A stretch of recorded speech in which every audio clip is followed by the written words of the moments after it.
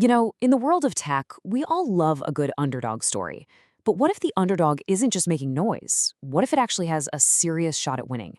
That's what we're breaking down today. The story of how a tiny startup, just a couple of years old, is taking on one of the most powerful companies on the planet. I mean, just look at this. In one corner, you've got Google, a $3 trillion giant that basically is the internet for most of us. And in the other, Perplexity AI. A challenger, sure, but one that's already valued in the billions and has its sights set way, way higher. The sheer difference in scale here is staggering, and it's the perfect setup for a battle over the future of how we find information. So, how in the world did we get here? Here's how we're going to break it down. We'll start by meeting the new challenger. Then we'll follow the founder's incredible journey.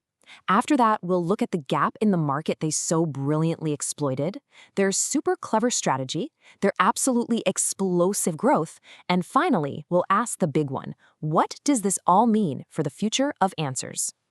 All right, first up, let's get properly introduced to this new challenger.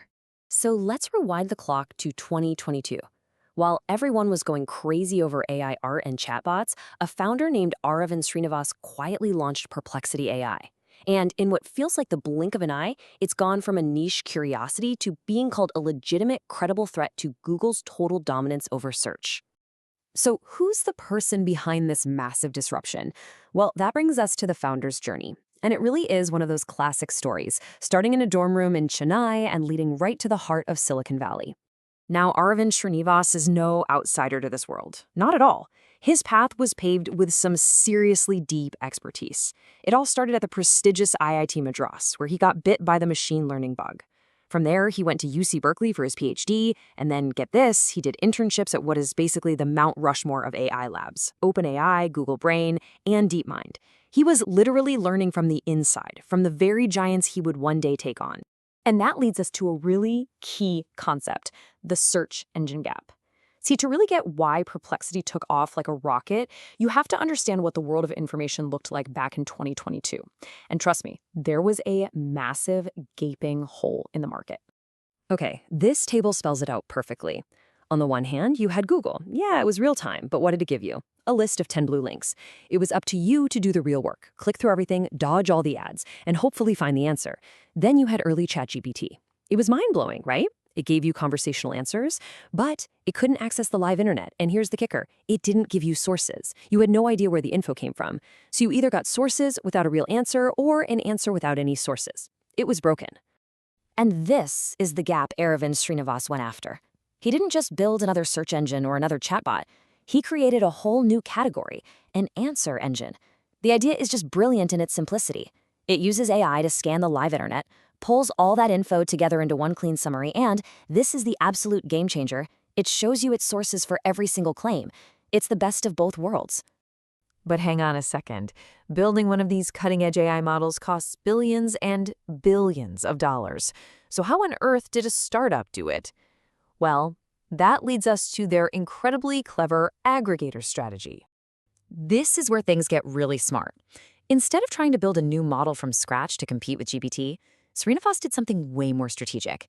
He decided not to build a model at all. Instead, he built a platform that's like a grand central station for AI. It connects to all the best models out there, OpenAI's GPT, Google's Gemini, Meta's Llama, through their APIs. Then it uses their combined power to find the best info and deliver that single, verified answer right back to you. And the power of this strategy is it's brilliant. First off, the cost was massively lower. Second, they weren't tied to any one company. If a new, better AI model comes out tomorrow, they just plug it in. This makes them incredibly adaptable and future-proof.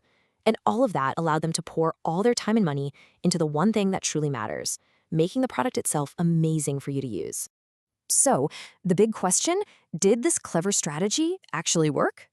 Oh, you have no idea. Let's get to the results, because this is where the story of their explosive, almost unprecedented growth really takes off. The numbers here are just wild. In its very first year of operation, the company saw a 1,000x growth. Let that sink in for a second. That is not just finding a good product-market fit. That is a product hitting a raw, unaddressed nerve in the market. To really visualize it, look at this. Back at launch in December 2022, Perplexity was handling about 3,000 questions a day.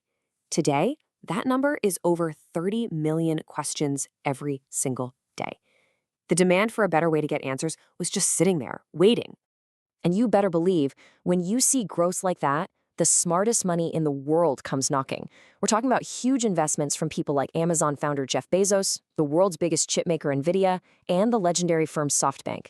This thing is not just a startup anymore. It's a major force to be reckoned with.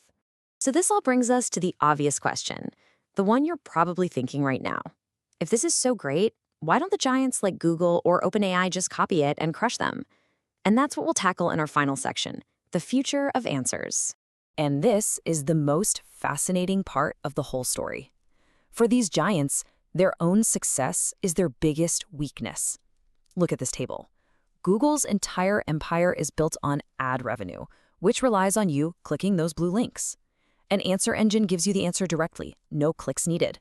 For Google to build a true answer engine would be like intentionally sabotaging their own money-making machine. And for OpenAI, their business is selling API access to other companies. If they built a killer consumer product like Perplexity, they'd be directly competing with their own customers. Both of them are trapped by their own success. And this is exactly where Aravind Srinivas sees the world going. He said that the real goal isn't just to replace search. The bigger vision is a future full of AI answer engines, where we go to the internet not just to find a link, but to actually understand, compare, and learn about complex things instantly. And that really leaves us with a fascinating thought to end on. For the last 20 years, the 10 blue links on a search results page have been the unshakable foundation of the internet as we know it. We've just seen how that foundation is starting to crack. So the big question is, if something that fundamental can be disrupted, what other part of our digital lives that we take for granted is next on the chopping block?